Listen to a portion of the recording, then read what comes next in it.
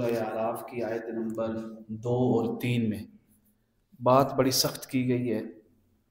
فرمایا یہ باتیں جو سخت ہیں نا قرآن پاک کی، یہ سخت نہیں ہے، ہماری طبیعت معاشرے کی ایسے بن گئی ہے کہ اب ہمیں یہ باتیں سخت محسوس ہوتی ہیں۔ قرآن پاک نے فرمایا یہ جو کتاب ہے نا، کتاب یہ تمہاری طرف نازل کی گئی ہے، کیوں بھول گئے ہو تم؟ اور جب بھی اس کتاب سے کوئی بات پڑھ کے سنائی جائے نا، فی صدری کا حرج، تھوڑی سی بھی تمہارے سینے میں تنگی نہیں آنی چاہیے کہ مولوی نے گل کیتی کیوں ہے، یہ بات ہوئی کیوں ہے، مولوی نے کی کیوں ہے۔ قرآن پاک کی بات ہے نا کہ مولوی نے کیوں کی ہے۔ فرمایا جب تھوڑی سی تنگی آ گئی تو سمجھ جاؤ کہ تم نے قرآن کو مانا ہی نہیں۔ حالانکہ قرآن تو یہ تھا کہ لِتُنذِرَ بِهِ وَذِكْرَىٰ لِلْمُؤْمِنِينَ، کہ وہ مومنوں کو ڈرائے، جو صاحب ایمان ہیں، جو اس قرآن کو مانتے ہیں، ان کو ڈرائے، سچی بات کرے جس طرح قرآن کر رہا ہے۔ اور مریا اس کو مانو نا۔ سب سے بڑا جملہ جو عملی طور پہ کفر ہے، کس طور پہ کفر ہے؟ اگرچہ ہم کافر نہیں ہوتے لیکن عمل میں ہم کافر محسوس ہوتے ہیں۔ کتنا بڑا جملہ ہے۔ کوئی شخص آپ سے کوئی آ کے بات کہتا ہے نا، آپ کہتے ہو ہمارا رواج نہیں ہے، ہم اپنے رواج کو چھوڑنے کو تیار نہیں، قرآن کو چھوڑ دیتے ہیں۔ کتنی باتیں ایسی ہیں ہم رواج کی بنیاد پہ کر رہے ہیں۔ کوئی آ کے کہے نا یہ ٹھیک ہے، اسلام یہ کہتا ہے، قرآن یہ کہتا ہے، اگر ہم اپنے رواج پہ نہ چلے تو لوگ کیا کہیں گے؟ یعنی رواج کو نہیں چھوڑ رہے، قرآن کو چھوڑ دیے، رواج کو نہیں چھوڑ رہے، میرے مصطفیٰ کریم کی بات کو چھوڑ دیے۔ مسلمان ہونا کوئی اتنا آسان نہیں ہے۔ فرمایا احسب الناس ان یترکوا ان یقولوا آمنا وهم لا یفتنون، کیا یہ لوگ یہ سمجھتے ہیں کہ لا الہ الا اللہ محمد رسول اللہ پڑھنے سے ہم صاحب ایمان ہو گئے، ہم ان کو چھوڑ دیں گے اس بات پہ؟ وَهُمْ لَا يُفْتَنُونَ، ان کو آزمائیں گے نہیں کہ اب یہ رواج کی بات مانتے ہیں یا قرآن کی بات مانتے ہیں۔ اور جو کہ یار اس سے بڑھ کر کیا رواج تھا کہ شراب عام تھی، کوئی رواج تھا اس سے بڑھ کر عرب کے معاشرے میں؟ ہر گھر کا بچہ شراب بنانا جانتا تھا، ہر گھر کا بچہ، ہر گھر کے اندر شراب کی دکانیں تھی، اس قدر شراب بنتا تھا۔ حکم آ گیا ایمان والو شراب چھوڑ دو۔ انہوں نے تو نہیں کہا کہ رواج ہے، ادھر حکم آیا، مسجد نبوی سے لب مصطفیٰ سے اعلان ہوا کہ قرآن کا حکم ہے۔ گھروں کے اندر مٹکے بھرے ہوئے تھے شراب کے سب لوگوں نے اٹھائے اور توڑ دیے گلیوں میں پھینک کر۔ فرمایا اب ہم اپنے گھروں کے رواج نہیں دیکھتے، ہم قرآن کو دیکھتے ہیں، جو قرآن کہہ رہا ہے اور جو لب مصطفیٰ سے سن رہے ہیں آپ اسی کو مانیں۔ اس سے بڑھ کر کوئی رواج تھا؟ لوگ ماں سے نکاح کر رہے تھے، ماں سے، استغفر اللہ، بیٹیوں سے نکاح کیا جا رہا تھا، بہنوں سے نکاح کیا جا رہا تھا۔ حکم آ گیا وہ ہمارے رواج تو کچھ بھی نہیں ہیں، ان کے رواج دیکھو۔ ایسا معاشرہ تھا، حرمت علیکم امہاتکم وبناتکم واخواتکم وعماتکم وخالاتکم وبنات الاخ وبنات الاخت، فرمایا ان سے نکاح حرام ہے۔ کیا حرام ہے؟ نکاح حرام ہے۔ جیسے ہی اعلان ہوا ماں کو ماں سمجھنے لگ گئے، بیٹی کو بیٹی سمجھنے لگ گئے، بہن کو بہن سمجھنے لگ گئے۔ اور یہاں نہ ہمارے رواج کے خلاف بات ہو گئی، یہ مولوی تو سیاست کر رہے ہیں۔ لو، رواج کے خلاف بات آ جائے مولوی سیاست کر رہے ہیں، اور اگر حق میں بات آ جائے مولوی بڑا اچھا ہے۔ مولوی کا اچھا ہونا یا نہ ہونا یہ ضروری نہیں ہے، یہ بات ضروری ہے کہ مولوی جو کہہ رہا ہے وہ قرآن میں ہے یا نہیں ہے، یہ ضروری ہے۔ اس کے بعد آیت 31 اس کے بعد جو آتی ہے، اس کے بعد واقعہ ہے حضرت آدم علیہ السلام۔ یہاں ایک سوال کریں اپنے آپ سے، شیطان شیطان تھا؟ اللہ نے فرمایا ہم نے فرشتوں کو حکم دیا، یہ شیطان جو بنا تھا یہ فرشتوں میں سے نہیں تھا. قرآن پاک نے نفی کی کہ یہ فرشتوں میں سے نہیں تھا، لیکن ان کے قریب رہتا تھا. تو سب کو ہی حکم ہو گیا، پھر اس نے سجدہ نہیں کیا. اللہ نے پوچھا ماں منعک اللہ تسجد، کس شے نے تجھے منع کر دیا تو سجدہ نہیں کیا تو نے؟ اذا مرتک، میں نے تجھے حکم دیا. جس طرح شیطان کو حکم تھا اس طرح ہمیں بھی حکم ہے قرآن کے ذریعے. وہ آگے کھڑا ہو گیا. جرت دیکھیں، جرت. اگلی بات کرنے سے پہلے میں آپ سے پوچھنا چاہتا ہوں، اس شیطان کو بھی گمراہ کرنے کے لیے کوئی شیطان تھا؟ تھا کوئی شیطان؟ نہیں تھا. اس کو شیطان کس نے بنایا؟ اس کے من کے اور نفس کے اندر جو تکبر اور غرور تھا. شیطان بڑا نہیں، شیطان سے بھی بڑا انسان کے اندر کا غرور اور تکبر ہے. اس غرور اور تکبر نے شیطان کو جنم دیا. اس کی جرت دیکھے، غرور اور تکبر حیا ختم کر دیتا ہے. وہ نہیں دیکھتا قرآن ہے یا صاحب قرآن ہے کس کی بات ہے، نہ میرے تکبر کے خلاف ہے، میری آنا کے خلاف ہے. جرت دیکھے، انا خیر من، میں تو اس سے بہتر ہوں. خلقتنی من نار، تو نے مجھے آگ سے بنایا، اس کو مٹی سے بنایا. اللہ نے پتہ کیا فرمایا؟ اب یہ بات جو میں نے کی تھی نا کہ اس کو غرور اور تکبر نے شیطان بنایا، خود قرآن نے اسی آیت میں اگلی میں فرمایا، میں اتر جا. وما یکون لک ان تتکبر فیہا، تیری یہ مجال تو یہاں پہ کھڑے ہو کے تکبر کرے. آگے یا نہیں آگیا قرآن میں؟ تو یہاں پہ کھڑے ہو کے تکبر کرے. یہ تکبر ہے انسان کے نفس، من اور دل کے اندر جو اس کو شیطان بناتا ہے. فخرج، نکل یہاں سے، انک من الصاغرین، تو بڑا ذلیل ہے. اس نے پتا کیا کہا؟ جرت، تکبر جرت سکھاتا ہے، جرت. اور یہ جرت شیطانی جرت ہوتی ہے، کوئی بہادری نہیں ہوتی.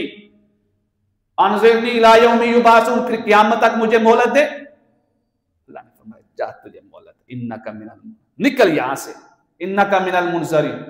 اس نے کہا قال فبما اغویتنی، پھر قسم ہے مولا تیری میں سیدھے رستے پہ بیٹھوں گا. یہ بات سننے والی، کہاں بیٹھوں گا؟ اس نے یہ کہا میں بے حیائی کے اڈوں پہ بیٹھوں گا، فحاشی کے اڈوں پہ بیٹھوں گا، برے کاموں کے اڈوں پہ بیٹھوں گا. اس نے کہا نہیں، مسجد کے دروازے پہ بیٹھوں گا. اور بے حیائی والے تو ویسے ہی غلط رستے پہ جا رہے ہیں. شیطان نے کہا جو سیدھا رستہ جا رہا ہوگا نا وہاں بیٹھوں گا، وہاں سے لوگوں کو موڑوں گا واپس. اور اگر وہاں آ بھی گئے نا تو ان کے اندر سے تکبر ختم نہیں ہونے دوں گا. کہاں کہاں سے آئے گا؟ مولا دائیں سے بھی آؤں گا، بائیں سے بھی آؤں گا، سب ہر جگہ سے آؤں گا، حملہ کروں گا. جس طرح میں گمراہ ہوا ہوں نا ان سب کو بھی اپنے ساتھ لے کے جاؤں گا. جلال دیکھیں اللہ کا. فرمایا لمن تبعک منہم لأملأن جہنم منکم اجمعین، نکل یہاں سے، جو بھی تیری پیروی کرے گا تجھے بھی اور اس کو بھی تیرے ساتھ، لأملأن جہنم منکم اجمعین، تم سب کو دوزخ میں ڈالوں گا.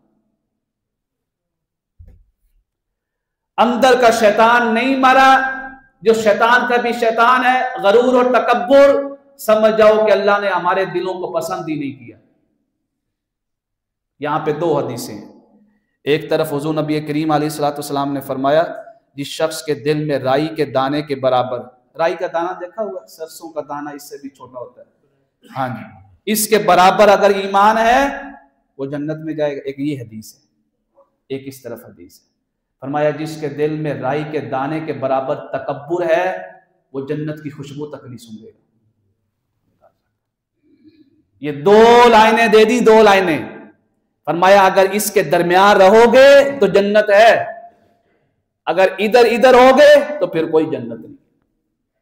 یہاں لوگ یہ حدیث پڑھتے ہیں من قال لا الہ الا اللہ فقد دخل الجنہ، جس شخص نے لا الہ الا اللہ پڑھا وہ جنت میں داخل ہو جائے گا. ہوگا تو صحیح، جنت میں جائے گا تو صحیح، کیا شروع سے جائے گا یا بعد میں جائے گا؟ اگر بعد میں جائے گا وہ ایک لمحے کے لیے بھی جو سزا ہے دوزخ کی وہ ہم برداشت کر سکتے ہیں. فرمایا تم کیا جانو وہ دوزخ کی آگ کیا ہے، وما ادراک ما ہی نار حامیہ. شیطان آ گیا حضرت آدم علیہ السلام کے پاس، قسمیں اٹھانے لگا. ہر بندہ قسمیں اٹھانے والا بھی خیر خواہ نہیں ہوتا. قسمیں اٹھانے لگا, میں قسم اٹھاتا ہوں میں تمہارا خیر خواہ ہوں, اگر اس درخت سے کھا لو گے ہمیشہ ہمیشہ کے لیے جنت میں رہو گے. اس نے جب یہ خواہش پیدا کی حضرت آدم علیہ السلام نے, پہلے سب سے پہلے قرآن نے یہ واقعہ بیان کرنے سے پہلے فرمایا کہ یہ نظریہ یاد رکھنا, لم نجد لہ عزما, ہمارے آدم نے ارادتاً یہ غلطی نہیں کی تھی. یہ ادب بھی سکھا دیا. ادب کیا ہے واقعہ کا, کہ بے ادبی کی طرف نہ جاؤ کہ یہ کہتے رہو آدم سے گناہ ہو گیا, لا یعوذ باللہ گناہ ہو گیا, نفی کر دی. لم نجد لہ, ہم نے اپنے آدم میں ایسے گناہ کا کوئی ارادہ نہیں پایا تھا, یہ تو شیطان نے آ کے قسمیں اٹھائیں, انہوں نے چکھ لیا. اللہ نے پیار بھرا کلام کیا, جب چکھا نا تو کہا آدم منع نہیں کیا تھا آپ کے رب نے کہ نہیں کھانا اس سے؟ کہا نہیں تھا کہ یہ شیطان تمہارا دشمن ہے؟ یہ ساری باتیں پہلے ہوئی نہیں تھیں آپ کے ساتھ؟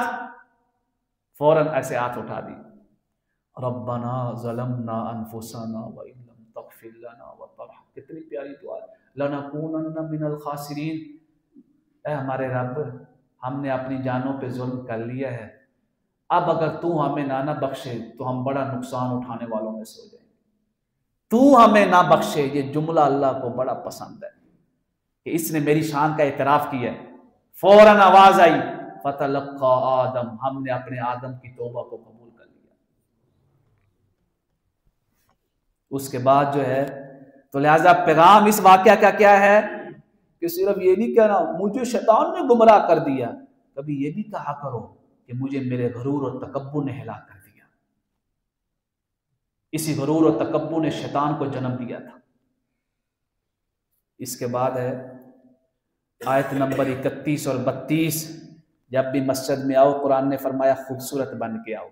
یہ خوبصورت کیسی خوبصورتی ہے؟ فرمایا ظاہری خوبصورتی بھی ہو اور روح کی خوبصورتی بھی ہو. یہ نہیں ہے کہ روح کے اندر فرعونیت ہے اور اوپر سے ساری ایمانیت ہے. نہ, فرمایا جس طرح اوپر سے ایمان کی جھلک نظر آ رہی ہے, اندر سے روح سے بھی ایمان کی جھلک نظر آئے. روح کی ایمان کی جھلک تمہارا رب دیکھ رہا ہے, اگرچہ کوئی اور نہیں دیکھ رہا. مسجد میں آتے ہوئے اگر ظاہری طور پہ لباس خوبصورت ہے اور روح کو ہم نے برائیوں کا لباس پہنایا ہوا ہے تو سمجھ جائیں کہ ہم اپنی نمازوں کی حقیقت سے بے خبر ہیں. اسی کے بعد والی آیت میں فرمایا اسلام کے اندر کسی ملنگ کی کوئی گنجائش نہیں. ملنگ بنے پھرتے ہیں جو جتنے گندے کپڑے پہنے, 2-3 تسمیاں گلے میں پہن لے, ملنگ پہنچا ہوا بندہ ہے. پہنچا ہوا, کیڑا پہنچا ہوا بندہ ہے, کتنے پہنچ گیا؟ فرمایا ملنگ کی کوئی گنجائش نہیں ہے. اگر وہ پاگل مجنوں ہے تو اس کے اوپر تو مواخذہ ہی نہیں ہے, اس کی تو ہم بات ہی نہیں کر. اگر جان بوجھ کے ملنگ بنا ہوا, گندے کپڑے پہن لیے, 2-3 تسمیاں گلے میں پہن لی کہ لوگ میرے پاس آئیں گے, نذرانے دیں گے, لوگ کہیں گے بڑا پہنچا ہوا بابا ہے. فرمایا من حرم زینت اللہ, یہ کون ہے جس نے اللہ کی بنائی ہوئی زینت کو اپنے اوپر حرام کر لیا؟ ادھر جتنا کوئی ملنگ, ملنگ بندہ, ملنگ کو ملنگ جا رہا ہے. ملنگ کوئی ملنگ نہیں ہے اسلام میں, بچ کے رہے ان ملنگوں سے. کون ہے فرمایا جو اللہ کی زینت کو حرام کر دے؟ ہم نے یہ زینت, سبحان اللہ, یہ زینت, یہ خوبصورتی جو ہے لباس کی اور دیگر, یہ ہم نے دنیا میں بھی رکھی ہے اور آخرت میں بھی ایمان والوں کو خوب ترین خوبصورت ترین لباس پہنائے جائیں گے, نور کے ممبروں پہ بٹھایا جائے گا, لوگ رش کریں گے یہ کیسے لوگ ہیں. کیا کہا؟ ملنگ کی کوئی حیثیت نہیں ہے. حتیٰ کہ ایک شخص آ گیا ملنگ بنا ہوا تھا, حضور کی بارگاہ میں آیا, لباس اس نے صحیح نہیں پہنا ہوا تھا. حضور نے فرمایا تجھے اللہ نے دیا نہیں پیسہ؟ اس کے جی یا رسول اللہ صلی اللہ علیہ وسلم. تو فرمایا پھر نظر آئے نا, نظر آئے نا. حضور کی بارگاہ میں بیٹھنے والا اگر تھوڑا سا اچھا کپڑا نہیں پہنتا وہ ملنگ نہیں بن سکتا. 1450 سال بعد پاکستان میں کئی ملنگ پیدا ہو گئے. اس کے بعد ہے آیت نمبر 37, فرمایا جو کچھ تمہیں دیا گیا ہے نا, جو رزق لکھ دیا گیا ہے, جو عمر لکھ دی گئی, جب پوری کرو گے نا, اس کے بعد جب حساب و کتاب ہوگا کہا جائے گا ہاں بھائی, قرآن کے الفاظ, اور کہاں زندگی گزار آئے ہو, کہاں رہے؟ دلو انا, مولا کہیں گم ہو گئے تھے دنیا میں، گم ہو گئے تھے دنیا کی عیش و عشرت میں. وَشَهِدُوا عَلَىٰ أَنفُسِهِمْ أَنَّهُمْ كَانُوا كَافِرِينَ. اللہ فرمائے گا جب یہ وہ جملہ بولیں گے انہوں نے اپنے آپ کے خلاف گواہی دے دی کہ وہ بے عملی میں زندگی گزارتے رہے ہیں. فرمائیں گے اللہ اکبر العیاذ باللہ، اللہ محفوظ رکھے اپنے عذاب سے. فرمایا ان کو انہی قوموں کے ساتھ دوزخ میں ڈال دو جو پہلے پڑی ہوئی ہیں.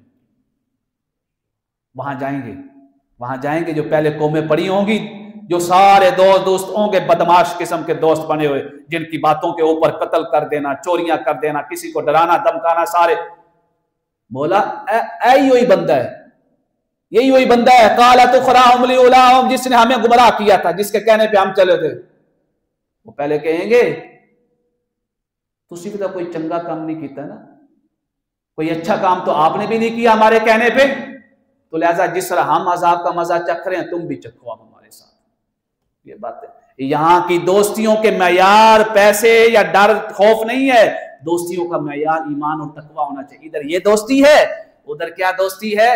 فرمایا اگر تقوی والوں سے کرو گے نا دوستی، نیک اور صالح لوگوں سے، جب وہ جنت میں جا رہے ہوں گے عرض کریں گے مولا میں جنت میں جا رہا ہوں، میرا دوست نہیں جا رہا، میں اپنے دوست کو بھی لے جانا چاہتا ہوں. اللہ فرمائے گا تو بھی چلا جا، اپنے دوست کو بھی ساتھ لے کے چلا جا. یہ ہے نا دوستی، دنیا میں بھی فائدہ دے گی. اور یہاں جس کے پاس جتنا پیسہ ہے، لوگ بیٹھے ہوئے ہیں ارد گرد، حضور فرمائیں کیا حکم ہے؟ اس کی ایسی، اس نے آپ کے ساتھ یہ کیا، آپ حکم تو کریں. یہ جو آپ حکم کریں نا، یہ دوستوں میں ایک دوسرے کو گالیاں نکال رہے ہوں گے. تو نے مجھے گمراہ کیا، میں نے تجھے گمراہ. وہ کہیں گے ہم دونوں ہی گمراہی میں تھے، اب دونوں ہی عذاب کا مزہ چکھیں. اس کے بعد فیصلہ ہو جائے گا. یہ آیت جو ہے 44 سے 44 سے 50 تک ہے، 44 نمبر آیت سے 50 تک. اب کلام ہو رہا ہے، یہ کلام منظر سنیے گا، پس سے منظر کیا خوبصورت منظر ہوگا. کچھ لوگ مقام اعراف پہ بیٹھے ہوں گے. اعراف کہتے ہیں دیوار یا بلند ٹیلا، جہاں پہ کچھ لوگ بیٹھے ہوں گے جن کے دوزخ اور جنت میں جانے کا کوئی فیصلہ نہیں ہوا ہوگا. بعض روایات میں آیا یہ بچے ہوں گے، بعض میں آیا یہ وہ ہوں گے جن کی نیکیاں اور گناہ برابر ہیں. اس کی تفصیلات یہی ہیں. وہ بیٹھے ہوں گے، ابھی فیصلہ نہیں ہوا ان کا دوزخ اور جنت میں جانے کا. دوستیوں کا فیصلہ ہو چکا ہے، جنتیوں کا فیصلہ ہو چکا ہے. یہ سارا بلند جگہ پہ بیٹھے ہوئے دیکھ رہے ہیں، ادھر سے جنتی آ رہے ہیں. جب جنتی آئیں گے نا، یہ ان سے کلام کریں گے، آج اللہ کا سلام ہو تم پر، تم ہمیشہ ہمیشہ کی نعمت میں داخل ہو رہے ہو. یا اللہ ہم سب کو اہل جنت کی صف میں شامل فرما لے ہمیشہ ہمیشہ میں. اللہ نے فرمایا ان کے دل میں بھی طمع اور خواہش ہوگی کہ وہ جنت میں جائیں. جب وہ یہ سلام کریں گے نا، اور اس کے بعد دوستیوں کو دیکھیں گے، دوستی آئیں گے پاس. سب سے پہلے تو وہ دعا کریں گے، مولا ہمارے بارے میں فیصلہ تو ہوا نہیں، لیکن ہمیں ان کے ساتھ داخل نہ کرنا. یہ دعا کریں گے لا تجعلنا مع القوم الظالمین. ان کو جنت میں داخل کر دیا جائے گا اس دعا کی وجہ سے. اس کے بعد جو ہے نا، جنت میں داخل ہونے سے پہلے وہ دوستیوں کو کہیں گے یہ تم ہی ہو نا جو غریبوں کو ذلیل کرتے تھے، یہ تم ہی ہو نا جو غریبوں کے بارے میں کہتے تھے ان کی کیا اوقات ہے. قرآن کے الفاظ ہے اہؤلاء الذین، تم تو قسمیں اٹھاتے تھے، اس کی کیا، اس کی جرت، یہ میرے سامنے کھڑا ہو گیا. لا ینالهم اللہ برحمہ، یہ ہم سے بڑا بن گیا. وہ کہیں گے او دیکھ، او غریب جا رہی، جس کی تو نے انسالت کی تھی وہ اللہ کی جنت میں جا رہا، اور تو کہاں جا رہا ہے؟ دوزخ میں. ادھر وہ دوزخ میں ڈالے، دوزخ کا عذاب دیکھیں گے. اللہ ہمیں دوزخ سے محفوظ رکھے، محفوظ رکھے. نہیں برداشت کر سکتے، اللہ محفوظ ہی رکھے. اللہ سے اس کے فضل کا سوال ہے، اس کے عدل کا سوال ہے. اللہم انی اعوذ بک من عذاب النار ومن عذاب القبر ومن عذاب جہنم. وہ دوزخ میں کھڑے ہوں گے، وہ پردہ ہٹا دیا جائے گا، وہ جنتیوں کو دیکھ رہے ہوں گے، جنت میں دیکھ رہے ہوں گے. وہاں سے آواز آئے گی جنتیوں کوئی پانی دے دو ہمیں، کوئی پانی دے دو، دوزخ کی آگ بڑی گرم ہے، کوئی ٹھنڈک محسوس ہو. اگر پانی نہیں دے سکتے، اتنی پیاری پیاری نعمتیں کھا رہے ہو، کوئی نعمت ہی دے دو، کوئی پھل فروٹ ہی دے دو کھانے کے لیے. آواز آئے گی جنتیوں کی طرف سے، یہ اگر پانی لینا تھا، پھل فروٹ لینا تھا تو دنیا میں محنت کرنی تھی، اللہ نے آج حرام کر دیا.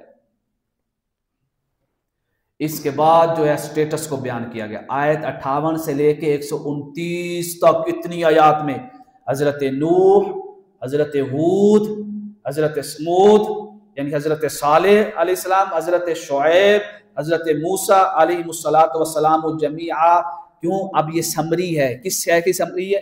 پہلا پارا سمری اور خلاصہ تھا برائیوں کے بارے میں، تو ساری برائیوں کی تفصیل ہم نے پڑھی یا نہیں پڑھی؟ اب 9واں پارا سمری اور خلاصہ ہے واقعات کے بارے میں۔ یہاں مختصراً سارے انبیاء کے نام لے دیے گئے اکثر کے، اور واقعات کی طرف بھی اشارہ کر دیا گیا۔ اب اگلے جو درمیان والے 10 پارے ہیں نا، یہ سارے کے سارے واقعات انبیاء کرام کے، اب تفصیل ان سب کے واقعات بیان ہوں گے۔ ان سب کو دیکھیں واقعات کو، ایک ہی بات نظر آتی ہے کہ ہر قوم کے وڈیروں نے تباہی و بربادی مچائی، وڈیروں نے انکار کر دیا تھا انبیاء کو ماننے سے۔ انہوں نے اتنا کہا، انہوں نے کہا صالح علیہ السلام ہم تو آپ کو اپنا بڑا خیر خواہ سمجھ رہے تھے، ہم تو آپ کو اپنا بڑا خیر خواہ سمجھ رہے تھے، یہ تجھے کیا ہو گیا؟ تو تو ہمارے ہی خلاف کھڑا ہو گیا، تو کہہ رہا کہ ہم اپنے خداؤں کو چھوڑ دیں۔ لگتا ہے یہ جملہ ہم بھی بولتے ہیں جو ان وڈیروں نے بولا تھا اپنے آپ کو بچانے کے لیے، لگتا ہے تجھے کسی بت کی بد دعا لے گی، کسی بت کی بد دعا لے گی۔ ہم کوئی نصیحت کر دینا، لگتا ہے تجھے کسی ملنگ کی بد دعا لے گی۔ کیا ہے؟ انہوں نے کہا تجھے کسی بت کی بد دعا لے گئی ہے، اے طرح کا باد والیاتینا۔ انہوں نے کہا نا، میں اپنے رب پہ بھروسہ کرتا ہوں، اگر نقصان بھی پہنچتا ہے تو میرے رب کی طرف سے ہوتا ہے، میرے لیے اس میں کوئی نہ کوئی حکمت ہوتی ہے پوشیدہ جو مجھے نہیں معلوم ہے، میں اپنے رب پہ توقع رکھتا ہوں، تمہارے بتوں کے کہنے سے مجھے کچھ نہیں ہوگا۔ وڈیروں کے لفظ آیا ہے مالاؤ، کیا لفظ ہے؟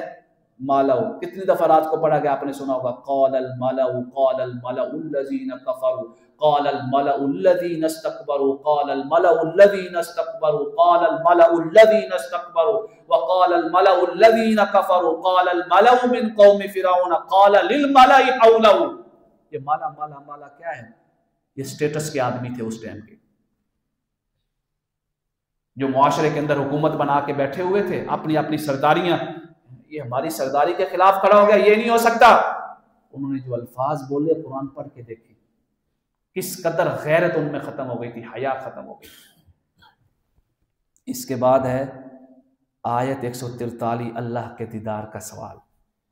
جب حضرت موسیٰ علیہ السلام کو اللہ نے فرمایا موسیٰ چھوڑ ساری چیزیں، طور پہ آ کوئی ہمارے ساتھ باتیں کر۔ اللہ کو تو ضرورت نہیں تھی نا، اللہ تو کہیں بھی باتیں کر سکتا تھا، صرف موسیٰ علیہ السلام کے لیے فرمایا موسیٰ چھوڑ ساری چیزیں، آج ہمارے ساتھ آ۔ وعدنا، ہم نے وعدہ کیا تھا ایک دوسرے سے، ایک ہوتا ہے وعدنا، ایک ہوتا ہے وعدنا۔ یہاں پہ کیا ہے؟ وعدنا۔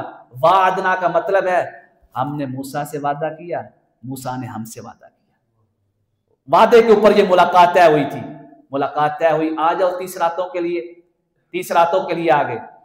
فرمایا موسیٰ 10 اور بڑھا لے، 10 اور بڑھا لے، 40 رات، فتم میقات ربہ 40 لیلہ، 40 راتیں پوری کر۔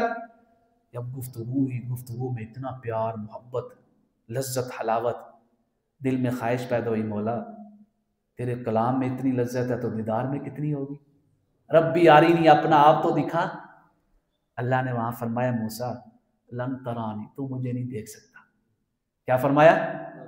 یہ نہیں فرمایا لن یرا کہ مجھے دیکھا نہیں جا سکتا، فرمایا تو مجھے نہیں دیکھ سکتا۔ ایک ہے تو مجھے نہیں دیکھ سکتا، ایک ہے مجھے دیکھا نہیں جا سکتا۔ دونوں جملوں میں فرق ہے یا نہیں ہے؟ ایک جملہ یہ ہے کہ تو مجھے نہیں دیکھ سکتا، مطلب کیا ہے؟ کوئی اور ہے جو دیکھ سکتا ہے۔ مجھے دیکھا نہیں جا سکتا مطلب کیا ہے؟ کوئی ہے ہی نہیں جو مجھے دیکھ پائے۔ جب اللہ نے فرمایا لن ترانی موسیٰ، تو مجھے نہیں دیکھ سکتا، تو اشارہ دے دیا موسیٰ کوئی آئے گا جو مجھے دیکھے گا، اور اس کو مصطفیٰ کہتے ہیں۔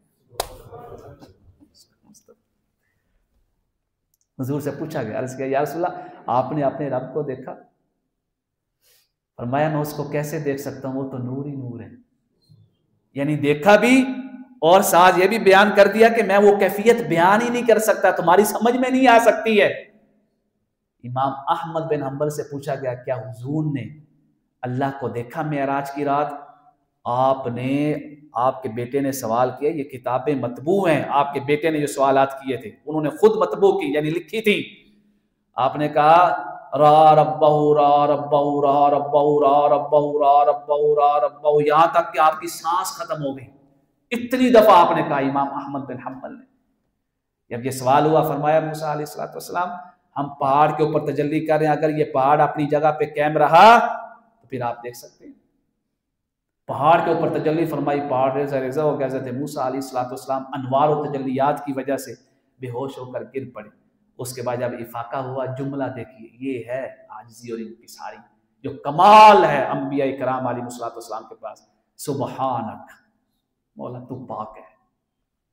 تبت الیک وانا اول المؤمنین، سب سے پہلا میں ہوں جس نے دیکھا ہے کہ تیرے انوار و تجلیات کو دیکھنا کوئی عام سی بات نہیں ہے.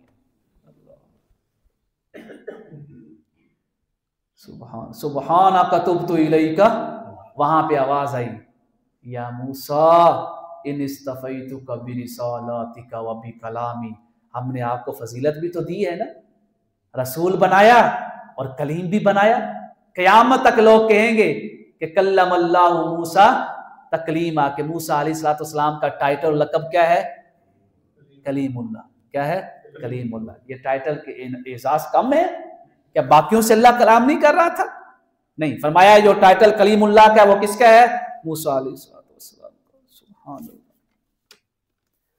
اس کے بعد ہے، یہ بات سننے والی ہے، یہ خاص طور پہ ہمارے معاشرے کے اعتبار سے جو ہے نا جملہ بولا جاتا ہے، اللہ کی رحمت بڑی وسیع ہے اور مولوی صاحب تسی پریشان نہ ہو، اسی بخشے جاؤں گے، بڑی رحمت وسیع ہے. اللہ نے یہاں جواب دی، آیت نمبر 156، آیت نمبر 156 فرمایا میری رحمت وسیع تو ہے پر اس شخص کے لیے جس کے اندر 3 چیزیں ہیں. کتنی چیزیں ہیں؟ 3. یہ قرآن نے فرمایا.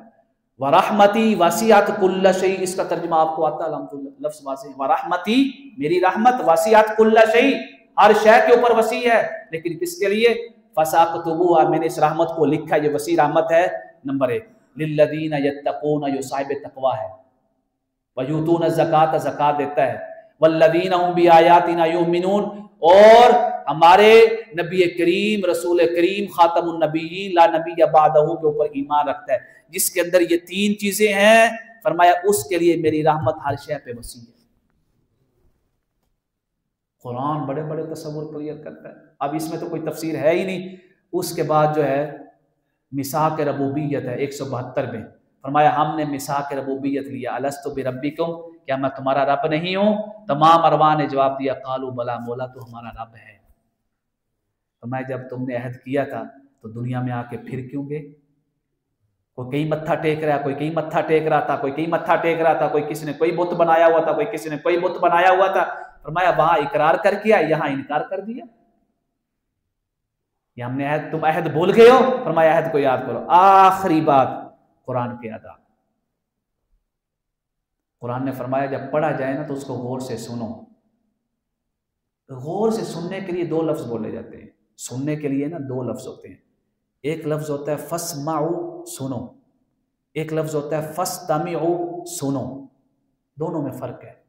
فَاسْمَعُوا کا مطلب ہے سن تو رہے ہیں پر معنی مفہوم معلوم نہیں ہے کہ معنی کیا ہے اس کا. یہ فَاسْمَعُوا کا معنی ہے، یعنی فَاسْمَعُوا، سنو.